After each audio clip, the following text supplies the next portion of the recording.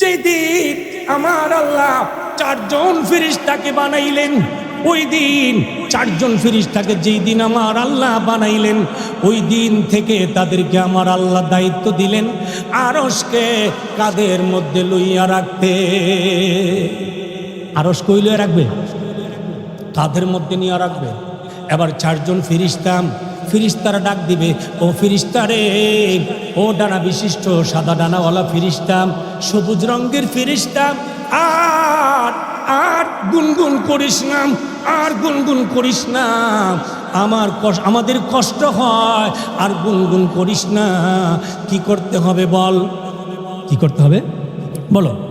চারজন ফেরেশতা পাবে আরশ বহনকারী। ওই ফেরেশতা ডাক দিয়া কয়, আরশের ফেরেশতারা রে, যাই বলবি না কেন তোদের কোনো কথা আমি শুনবো না রে। আমি কিয়ামত পর্যন্ত আমার আল্লাহর আরশের চতুর্দিকে ঘুরতে থাকবো আর আল্লাহর নামের জিকির করব। সুবহানাল্লাহ। আমি ঘুরতে থাকবো আমার আল্লাহর আরশের চতুর্দিক দিয়াম। চারজন ফেরেশতা ডাক দিয়া কয়, তাইলে তোমার উদ্দেশ্যটা কি? কেনে তুমি দিক দিয়া ঘুরতে আছো আর এইভাবে গুনগুন করে আল্লাহর জিকির করতে আছো?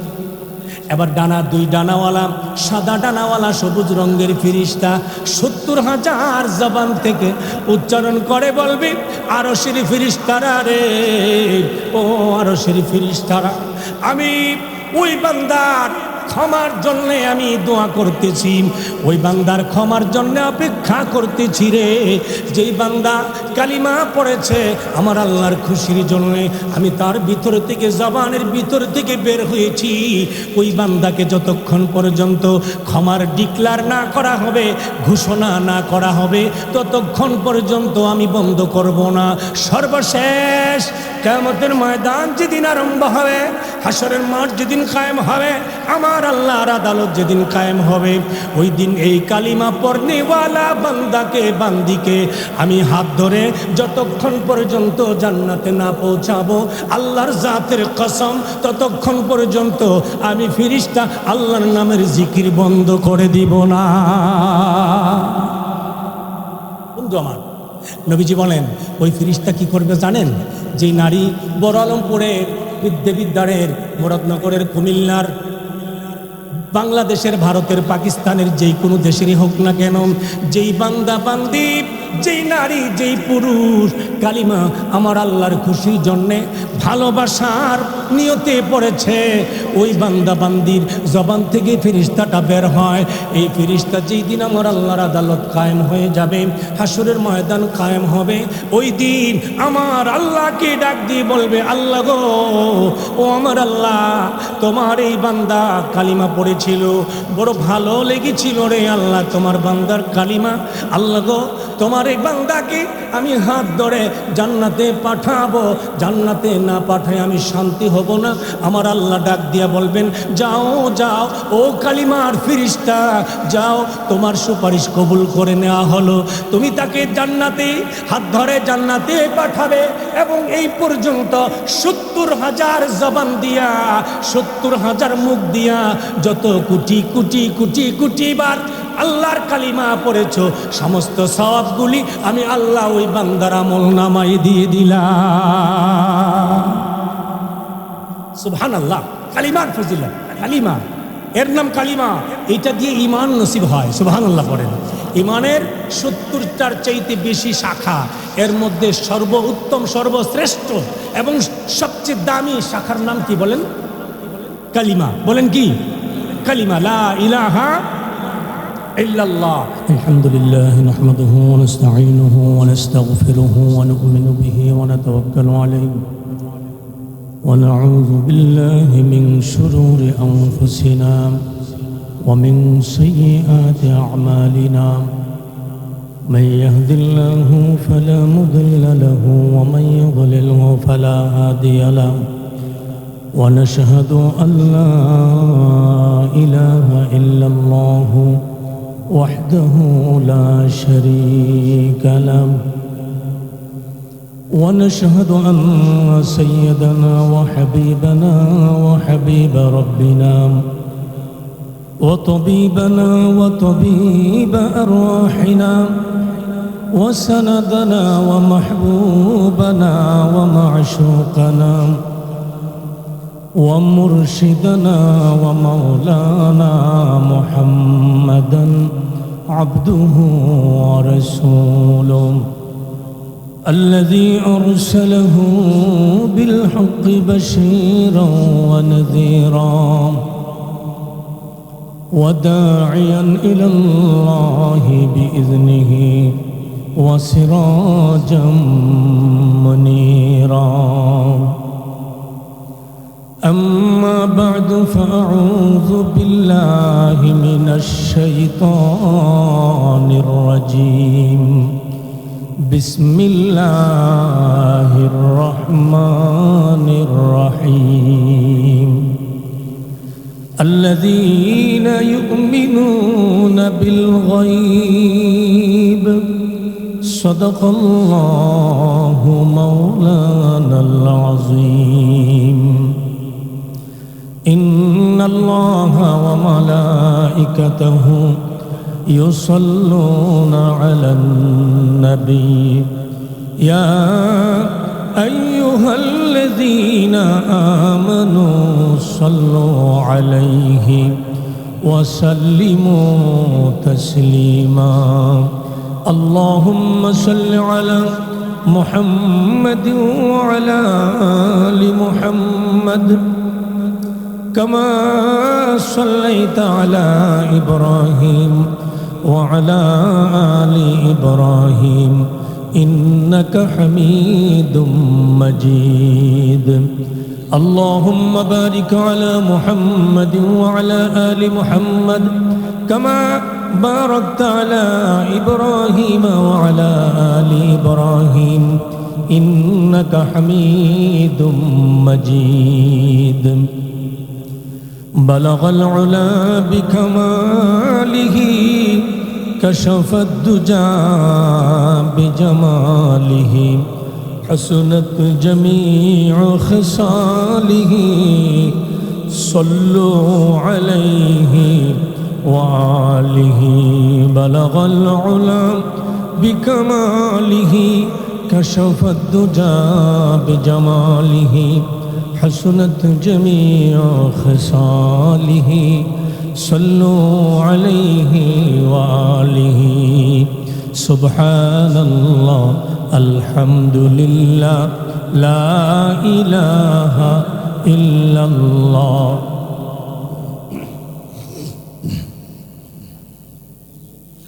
لا إله إلا الله سبحان الله الحمد لله لا إله إلا الله محمد رسول الله صلى الله عليه وسلم سبحانك لا علم لنا إلا ما علمتنا إنك أنت العليم الحكيم رب اشرح لي صدري ويسر لي أمري واحلل عقدة من لساني يفقه قولي معزز حاضرين উপস্থিত দিনদরদি মুসলমান ভাইরা বাবারা ইসলাম প্রিয় কোরআন প্রিয় সুন্নাহ প্রিয় দিন প্রিয় আল্লাহ প্রিয় রাসূল প্রিয় মুসলমান ভাইরা বাবারা পর্দার আড়ালের পর্দানিশীন নেককারিনী পরহেজগারিনী আল্লাহওয়ালি মা ও বোনেরা মহান আল্লাহ জাল্লা শানুহু আম্মা নওয়ালুহুর দরবারে অগণিত অসংখ্য শুকরিয়া যিনি আমাদেরকে মানুষ বানিয়েছেন যিনি আমাদেরকে মুসলমান করেছেন যিনি আমাদেরকে ঈমানের দৌলত দান করেছেন যিনি আমাদেরকে নেক হায়াত দিয়ে সুস্থতার সাথে পবিত্র ঘর মসজিদে আসার ইবাদতের নিয়তে বসার তৌফিক দান করেছেন সে মহিমাময় করুণাময় দয়াময় মায়াময় সর্বশক্তিমান আল্লাহ সুবহানাহু ওয়া তাআলার দরবারে শুকরিয়া গুণগান প্রশংসা সুজুদ শুকুর আমরা সকলে পড়ি আলহামদুলিল্লাহ। আজকে আমাদের আলোচ্য বিষয় ঈমান এবং ঈমানের গুরুত্ব এবং ঈমান কাকে বলে। আমরা তো সবাই ঈমানদার, আমরা সবাই কি বলেন, সবাই কি ঈমানদার, কিন্তু ঈমানের হাকিকত আমাদের জানা নাই। ঈমানের হাকিকত আমাদের জানা। সবারই বাবা আছে, মা আছে, আছে না নাই? বাবা মা ছাড়া কেউ আছে? হয়তো দুনিয়াতে কারো গেছে গা, ছিল গেছে গা, কিন্তু বাবা মা ছাড়া দুনিয়াতে আসে নাই। তাহলে বাবা আছে, মা আছে সবার, কিন্তু সবাই কি বাবা মার বাধ্য সন্তান? বলেন, সবাই কি বাবা মার বাধ্য সন্তান? না। কোনো কোনো সন্তানের প্রতি মা বাবা বিরক্ত, কোনো কোনো সন্তানের প্রতি মা বাবার মনে কষ্ট, কোনো কোনো সন্তানের জন্য মা বাবা অভিশাপ করে, বদদুয়া দেয়। আবার কোনো কোনো মা বাবা তার সন্তানের জন্য দোয়া করে, নেক দোয়া করে, তার সন্তানের প্রতি খুশি থাকে, রাজি থাকে। এটার কারণটা কি? এই পার্থক্যটা কেন হইল? এই পার্থক্যটা হইছে, যারা মা বাবার হাকিকত বুঝে, মা বাবার মূল্যায়ন বুঝে, সম্মান বুঝে, যারা মা বাবার হক বুঝে পরিপূর্ণ হক আদায় করে, তারা হলো সুসন্তান। বলেন, তারা কি সন্তান? সুসন্তান। তারাই বাবা মার দোয়া পায়, তারাই বাবা মার কাছে আদরের। এই সন্তানের প্রতি বাবা মা খুশি। আর যেই সন্তান বাবা মার হাকিকত বুঝে নাই, বাবা মার হক কি সেটা জানে নাই, বুঝে নাই, না বুঝে বাবা মার হক আদায় করে নাই, ওই সন্তানের উপর বাবা মা বিরক্ত, ত্যক্ত, বিরক্ত, কষ্ট, দুঃখ, বেদনা অন্তরে। ওই সন্তানের জন্য বাবা মা বদদুয়া করে, করে কি করে না? বদদুয়া করে, অভিশাপ করে। এটা কেন? একমাত্র বাবা মার হক না বুঝার কারণে সে অভিশপ্ত, আরেকজন বাবা মার হক বুঝে হক আদায় করার কারণে দোয়ার উপযুক্ত। ঠিক কিনা বলেন? বলেন, বুঝে থাকলে বলেন। এক সন্তান বাবা মার হক না বুঝার কারণে, হক আদায় না করার কারণে সত্যিকার অর্থে এই বাবা মার সন্তান হওয়ার পরেও অভিশপ্ত। ঠিক কিনা? আরেকটা সন্তান বাবা মার হক বোঝার কারণে এই বাবা মার সন্তান হয়েও মা বাবার নেক দোয়ার যোগ্য। ঠিক তদ্রূপ আল্লাহ আমাদের রব, আমরা মানি আল্লাহ আমাদের রব, আল্লাহ আমাদের স্রষ্টা, সৃষ্টিকর্তা, আল্লাহ আমাদেরকে সৃষ্টি করেছে। এই কথাটা আমরা যেমন মানি, একজন বেঈমান লোকও মানে আল্লাহ স্রষ্টা। আল্লাহ কি বলেন? হিন্দুরা কে কয়? কি কয়? ভারতের মুদি এরা বানাইছে কয়? আমার কথা কয় না।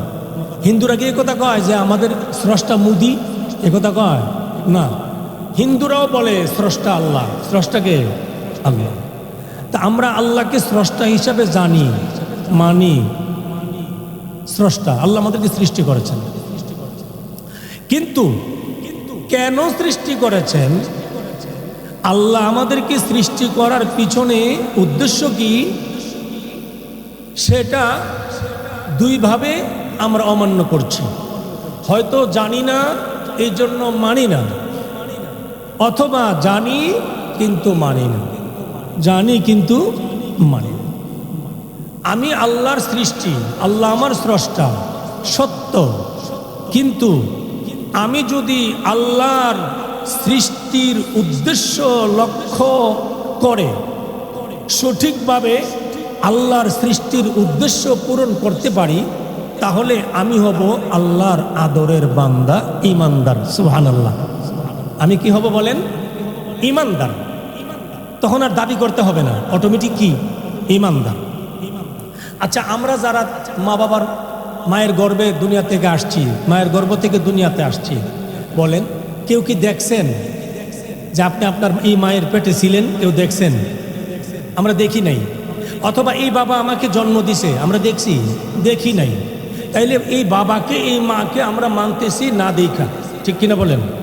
না দেখা মানতেছি, এটা আমার বাবা, এটা আমার মা, না দেখেই মানতেছি। এখন না দেখা মানা, না দেখা মানার পরে পরবর্তীতে তাদের দিক নির্দেশনা অনুযায়ী চলা, এর নাম হলো সুসন্তান, ঠিক কিনা? এর নাম সুসন্তান, এর নাম আদরের সন্তান, ভালোবাসার সন্তান। তো আমরা আল্লাহকে দেখি নাই। আল্লাহকে দেখছি? আল্লাহকে দেখি নাই, কখনো দেখি নাই। আর নবীজি বলছেন এই চর্মচক্ষু দিয়া কখনো আল্লাহকে দেখা যাবে না। এই চামড়ার চক্ষু দিয়ে আল্লাহকে দেখা যায় না, দেখা যাবে না। এই জগতে, দুনিয়াতে, পরকালে দেখা যাবে, কিন্তু দুনিয়াতে আল্লাহকে চামড়ার চক্ষু দিয়ে দেখা যায় না, যাবে না। আমরা আল্লাহকে দেখি নাই, কিন্তু আল্লাহ আছে বিশ্বাস করি তো? বলেন বিশ্বাস করি তো? বিশ্বাস করি। কিভাবে? আল্লাযীনা ইউমিনুনা বিল গায়ব। আল্লাহ বলেন মুত্তাকির দল, একটা দল, এই দলের নাম মুত্তাকি, অর্থাৎ তাকওয়া অর্জনকারী। মুত্তাকিনের এক নাম্বার যে গুণ, এটা হলো আল্লাযীনা ইউমিনুনা বিল গায়ব, না দেখে বিশ্বাস করা, না দেখে বিশ্বাস করা, গায়েবের উপর বিশ্বাস করা, ঈমান আনা। আমরা আল্লাহকে দেখি নাই, কিন্তু আল্লাহকে বিশ্বাস করি। আল্লাহ আছেন, আল্লাহ ছিলেন, আল্লাহ আছেন, আল্লাহ থাকবেন।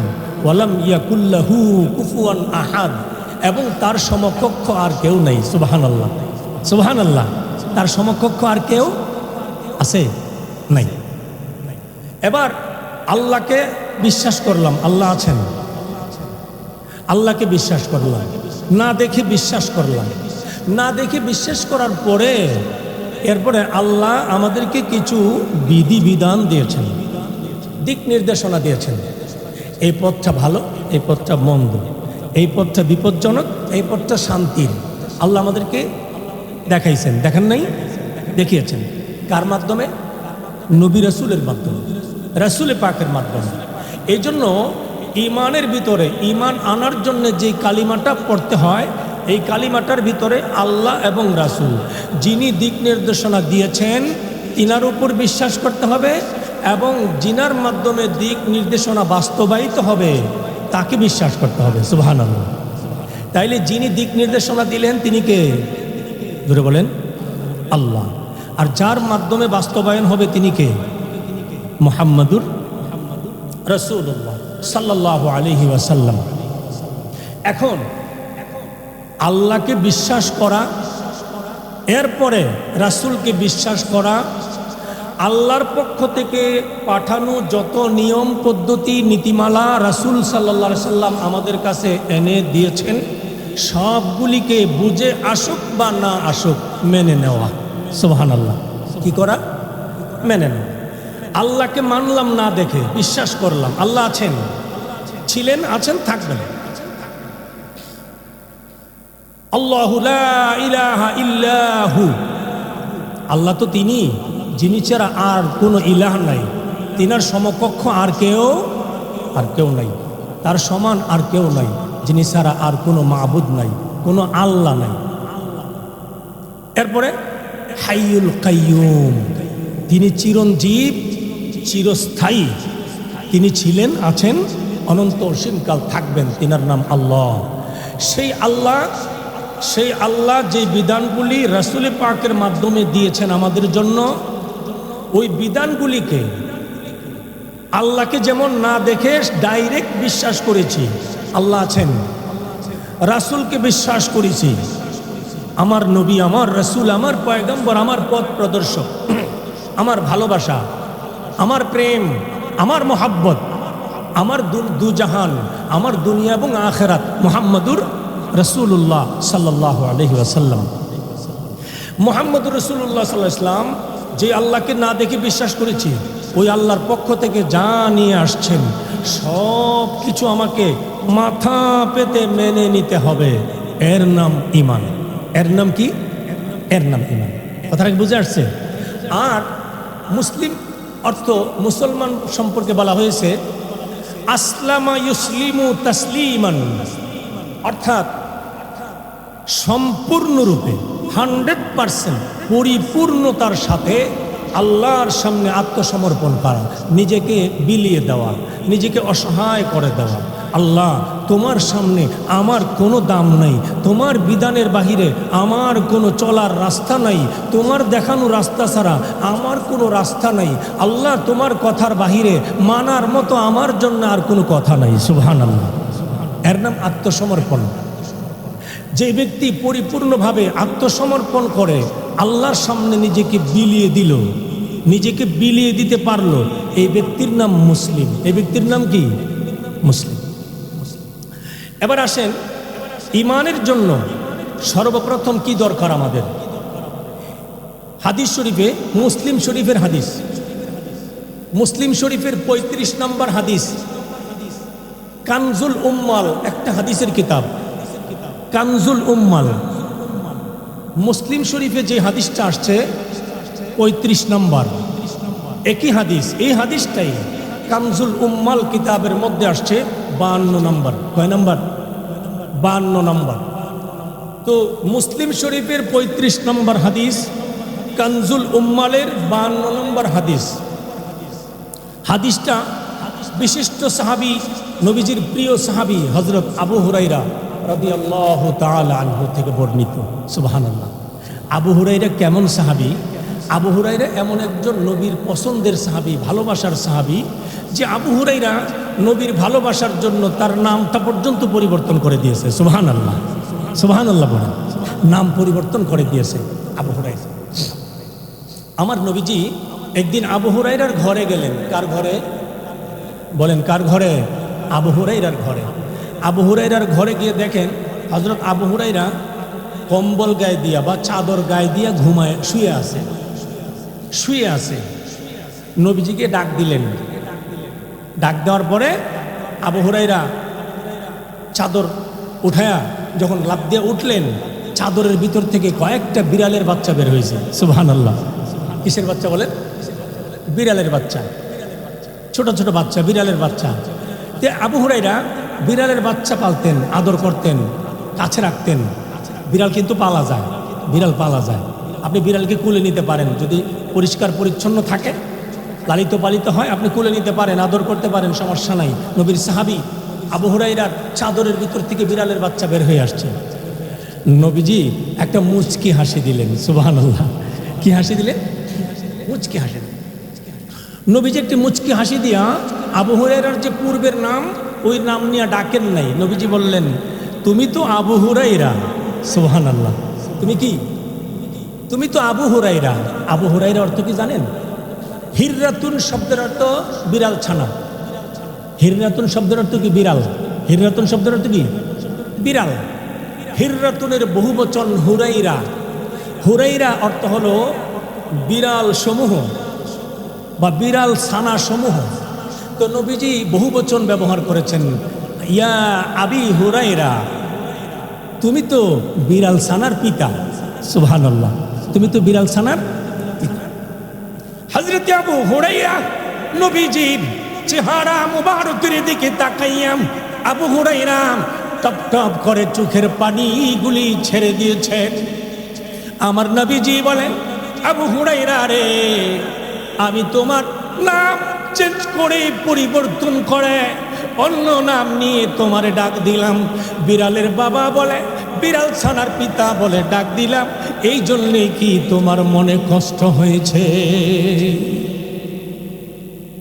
হযরত আবু হুরায়রা ছোট্ট বাচ্চা শিশুর মতো কাঁদতে আছে। নবীজি আমার দেখে বলে, আবু হুরায়রা রে, কেনে তুমি কাঁদো? বিড়াল ছানার বাবা বলার কারণে কি কষ্ট পাইলা? আবু হুরায়রা বলে, ইয়া রাসূলুল্লাহ, নবীজি গো, এই জন্যে আমি কান্দি। আমার নবী আমার নামটা আবু হুরায়রা বলে পছন্দ করেছেন, এই খুশিতে আমি আবু হুরায়রা কান্দি। আমার নবীজি বলে, আবু হুরায়রা কাঁদার কোনো দরকার নাই। আমি তোমাকে মজা করে ডাক দিয়েছি। আবু হুরাইরা বললেন, ইয়া রাসূলুল্লাহ, নবীজি গো, আজকে আপনি নবীর কদম মুবারকের সামনে আমি আবু হুরাইরা আল্লাহর কসম করে বলছি যে আল্লাহর হাতে আমার জীবন আমার মরণ, নবীজি গো ওই আল্লাহর কসম করে বলছি, আজকের পর থেকে আমার আর কোনো নাম নাই, আজকের পর থেকে আমার নাম আবু হুরাইরা। সে আবু হুরাইরা।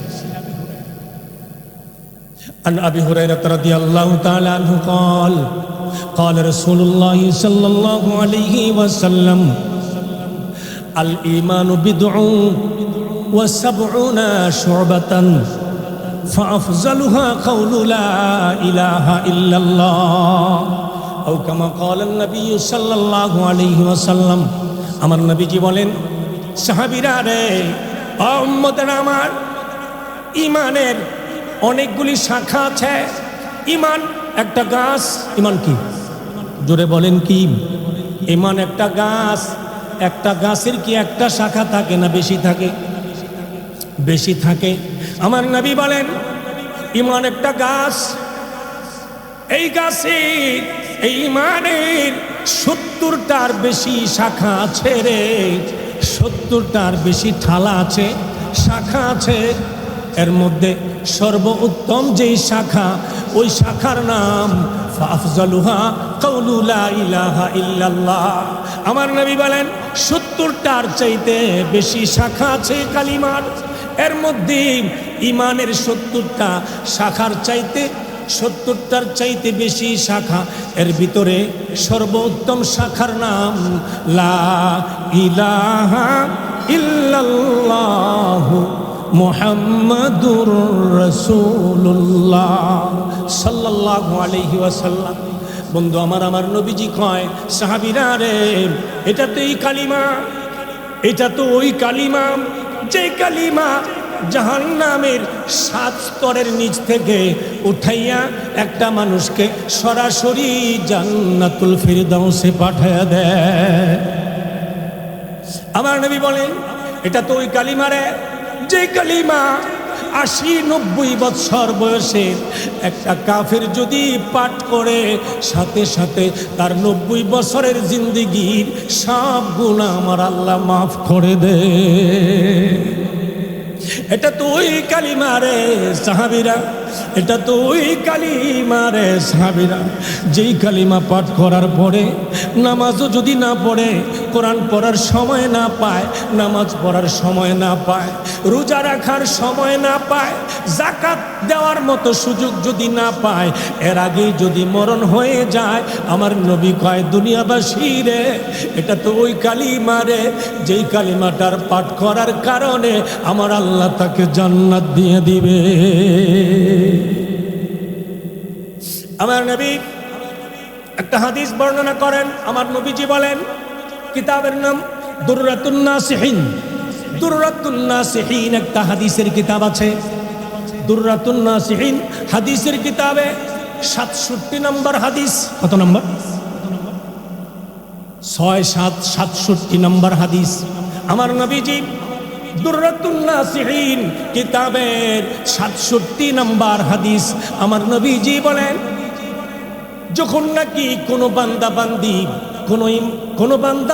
কোনো ঈমানওয়ালা কোনো বান্দা বান্দি যখন নাকি আমার আল্লাহকে ভালোবাসিয়া, আমার আল্লাহকে ভয় করিয়া, আমার মায়ের নবীকে ভালোবাসিয়া, কোনো ব্যক্তি যখন, কোনো নারী অথবা কোনো পুরুষ যখন কালিমার বাণী উচ্চারণ করে, কালিমাটা পাঠ করে, কালিমা কি পাঠ করে বলেন? কি পাঠ করে? কালিমা পাঠ করে, লা ইলাহা ইল্লাল্লাহু মুহাম্মাদুর রাসূলুল্লাহ সাল্লাল্লাহু আলাইহি ওয়াসাল্লাম। আমার নবীজি বলেন, দুররাতুন নাসিঈন হাদিসের কিতাবের 67 নম্বর হাদিস। আমার নবীজি বলেন, কোন বান্দা বান্দি যখন নাকি কালিমাটা পাঠ করে, কালিমাটা পাঠ করার সাথে সাথে কালিমা জবান থেকে উচ্চারণ শেষ হওয়ার সাথে সাথে তার জবানের ভিতর থেকে, তার মুখের ভিতর থেকে সবুজ ডানা, দুই ডানা, সবুজ দুই ডানা বিশিষ্ট একজন ফেরেশতা বের হয়ে যায়। সুবহানাল্লাহ বলেন, জোরে বলেন সুবহানাল্লাহ, আল্লাহু আকবার। নবীজি বলেন, কালিমা পাঠকারী যখন নাকি মোহাব্বতের সাথে কালিমাটা পাঠ করেন, পাঠ করা শেষ হওয়ার সাথে সাথে তার মুখের ভিতর থেকে সবুজ দুই ডানা বিশিষ্ট একটা ফেরেশতা বের হয়। কয় ডানা? এবার বলেন বন্ধু আমার নবীজি কয়, উম্মত রে, সবুজ দুইটা ডানা বিশিষ্ট ফেরেশতা বের হয়, কিন্তু ফেরেশতার গায়ের রং সাদা না, ডানার রং সাদা, গায়ের রং সবুজ। সুবহানাল্লাহ বলেন। নবীজি বলেন, সাদা দুই ডানা বিশিষ্ট একটা সবুজ রঙের ফেরেশতা তার মুখের ভিতরে থেকে তাৎক্ষণিক বের হয়ে যায়, কালিমা শেষ হওয়ার সাথে সাথে বের হয়ে যায়, বের হয়ে উড়াল দিতে থাকে, উড়তে থাকে। এবার সবচেয়ে বড় আশ্চর্যের খবর হলো, আমার নবীজি বলেন, ওই ফেরেশতাকে আমার আল্লাহ বানাইছেন 70,000 মুখ দিয়া। সুবহানাল্লাহ পড়েন। কয় হাজার মুখ? ফেরেশতা কয়জন? একজন। মুখ কয়টা? 70,000 মুখ। রং কি? সাদা। রং কি? ডানা দুইটা সাদা, ফেরেশতার গায়ের রং সবুজ, মুখ হইল 70,000। আমার নবীজি বলেন, ওই ফেরেশতা পাখা দিয়া উড়িয়া উড়িয়া আমার আল্লাহর আরশের কিনারায় যে হাজির হয়ে যায়। সুবহানাল্লাহ। আমার আল্লাহর আরশের কিনারায় যাইয়া আমার নবীজি বলেন, মৌমাছি যেমনি ভাবে তার ভাষায় মিষ্টি সুরে গুনগুন করে আমার আল্লাহর নামের জিকির করে, আমরা শুনি মৌমাছি গুনগুন করে গান গায়, ঠিক কিনা? আমরা শুনি মৌমাছি গান গায়, কিন্তু না, আমার নবীজি বলেন, মৌমাছি আমার আল্লাহর নামের, মৌমাছি তার ভাষা দিয়া, তার সুন্দর কণ্ঠ দিয়া মৌমাছি আমার আল্লাহর নামের জিকির করে। এবার ফেরেশতা যাইয়াম আমার আল্লাহর আরশের কিনারায়, আরশের পাশে আমার আল্লাহর আরশের চতুর্দিক দিয়ে উড়ে আর বন বন করে, গুনগুন করে আমার আল্লাহর নামের তসবিহ পাঠ করে। বুঝে থাকলে বলেন কয় হাজার মুখ দিয়া? বলেন কয় হাজার? 70,000 মুখ দিয়া। আচ্ছা বলেন, 70,000 মুখ যদি একবার করে আল্লাহর জিকির করে, কয় হাজার বার হয়? 70,000 বার। এবার ওই ফেরেশতা আমার আল্লাহর আরশের কিনারায় ঘুরতে থাকে আর আল্লাহর নামের জিকির করতে থাকে। আর তখনই আমার আল্লাহর আরশ বহনকারী 4 জন ফেরেশতা, কয়জন? আমার আল্লাহর আরশটারে কাঁধে লইয়া রাখছে কয়জন? 60 জন। আগের দিনে পালকি আছিল, পালকি আছিল না? হ্যাঁ, পালকি। আরশ, আরশ মানে কি? চেয়ার, কুরসি, বসার জায়গা, অবস্থান করার, আসন করার জায়গা। আগের দিনে যে পালকি ছিল, পালকি 4 জনে লইত। কয়জন? সামনে 2 জন, পিছনে 2 জন, 4 জন। আমার আল্লাহ কয়, আমার আরশের দায়িত্ব আমি আল্লাহ দিয়েছি 4 জনকে। কয়জন? যেদিন আমার আল্লাহ 4 জন ফেরেশতাকে বানাইলেন, ওই দিন 4 জন ফেরেশতাকে যেই দিন আমার আল্লাহ বানাইলেন, ওই দিন থেকে তাদেরকে আমার আল্লাহ দায়িত্ব দিলেন আরশকে কাঁধের মধ্যে লইয়া রাখতে। আরশ কই লইয়া রাখবে? কাঁধের মধ্যে নিয়ে রাখবে। এবার 4 জন ফেরেশতারা ডাক দিবে, ও ফেরেশতারে, ও ডানা বিশিষ্ট সাদা ডানাওয়ালা ফেরেশতা, সবুজ রঙের ফেরেশতা, আর গুনগুন করিস না, আর গুনগুন করিস না, আমাদের কষ্ট হয়, আর গুনগুন করিস না। কি করতে হবে বল? কি করতে হবে বলো? 4 জন ফেরেশতা আরশ বহনকারী। ওই ফেরেশতা ডাক দিয়া কয়, আরশের ফেরেশতারা রে, যাই বলবি না কেন তোদের কোনো কথা আমি শুনবো না রে। আমি কিয়ামত পর্যন্ত আমার আল্লাহর আরশের চতুর্দিকে ঘুরতে থাকবো আর আল্লাহর নামের জিকির করব। সুবহানাল্লাহ। আমি ঘুরতে থাকবো, আমার আল্লাহর আরশের চতুর্দিক দিয়াম চারজন ফেরেশতা ডাক দিয়া কয়, তাইলে তোমার উদ্দেশ্যটা কি? কেনে তুমি দিক দিয়া ঘুরতে আছো আর এইভাবে গুনগুন করে আল্লাহর জিকির করতে আছো? এবার ডানা, দুই ডানাওয়ালা, সাদা ডানাওয়ালা সবুজ রঙের ফেরেশতা ৭০,০০০ জবান থেকে উচ্চারণ করে বলবে, আরশের ফেরেশতারা রে, ও আরশের ফেরেশতারা, আমি ওই বান্দার ক্ষমার জন্য আমি দোয়া করতেছি, ওই বান্দার ক্ষমার জন্য অপেক্ষা করতেছি রে। যেই বান্দা কালিমা পড়েছে আমার আল্লাহর খুশির জন্য, আমি তার ভিতর থেকে, জবানের ভিতর থেকে বের হয়েছি, ওই বান্দাকে যতক্ষণ পর্যন্ত ক্ষমার ডিক্লার না করা হবে, ঘোষণা না করা হবে, ততক্ষণ পর্যন্ত আমি বন্ধ করব না। সর্বশেষ কিয়ামতের ময়দান যেদিন আরম্ভ হবে, হাসরের মাঠ যেদিন কায়েম হবে, আমার আল্লাহর আদালত যেদিন কায়েম হবে, ওই দিন এই কালিমা পড়নেওয়ালা বান্দাকে, বান্দিকে আমি হাত ধরে যতক্ষণ পর্যন্ত জান্নাতে না পৌঁছাবো, আল্লাহর জাতের কসম, ততক্ষণ পর্যন্ত আমি ফেরেশতা আল্লাহর নামের জিকির বন্ধ করে দিব না। বন্ধু আমার, নবীজি বলেন ওই ফেরেশতা কি করবে জানেন? যে নারী বড় আলমপুরের, বিদ্যার, মুরাদনগরের, কুমিল্লার, বাংলাদেশের, ভারতের, পাকিস্তানের যেই কোনো দেশেরই হোক না কেন, যেই বান্দা বান্দি, যেই নারী, যেই পুরুষ কালিমা আমার আল্লাহর খুশির জন্যে ভালোবাসার নিয়তে পড়েছে, ওই বান্দা বান্দির জবান থেকে ফেরেশতাটা বের হয়। এই ফেরেশতা যেই দিন আমার আল্লাহর আদালত কায়েম হয়ে যাবে, হাসরের ময়দান কায়েম হবে, ওই দিন আমার আল্লাহকে ডাক দিয়ে বলবে, আল্লাহ গো, ও আমার আল্লাহ, তোমার এই বান্দা কালিমা পড়েছিল, বড় ভালো লেগেছিল রে আল্লাহ তোমার বান্দার কালিমা, আল্লাহ গো, তোমার এই বান্দাকে আমি হাত ধরে জান্নাতে পাঠাবো, জান্নাতে না পাঠায় আমি শান্তি হব না। আমার আল্লাহ ডাক দিয়া বলবেন, যাও যাও ও কালিমার ফেরেশতা, যাও, তোমার সুপারিশ কবুল করে নেওয়া হলো, তুমি তাকে জান্নাতে হাত ধরে জান্নাতে পাঠাবে। এবং এই পর্যন্ত ৭০,০০০ জবান দিয়া, ৭০,০০০ মুখ দিয়া যত কোটি কোটি কোটি কোটি বার আল্লাহর কালিমা পড়েছ, সমস্ত সওয়াবগুলি আমি আল্লাহ ওই বান্দার আমল নামায় দিয়ে দিলাম। সুবহানাল্লাহ। কালিমার ফজিলত, কালিমা, এর নাম কালিমা, এটা দিয়ে ঈমান নসিব হয়। সুবহানাল্লাহ পড়েন। ঈমানের ৭০টার চাইতে বেশি শাখা, এর মধ্যে সর্বোত্তম, সর্বশ্রেষ্ঠ এবং সবচেয়ে দামি শাখার নাম কি বলেন? কালিমা। বলেন কি? কালিমা, লা ইলাহা ইল্লাল্লাহ।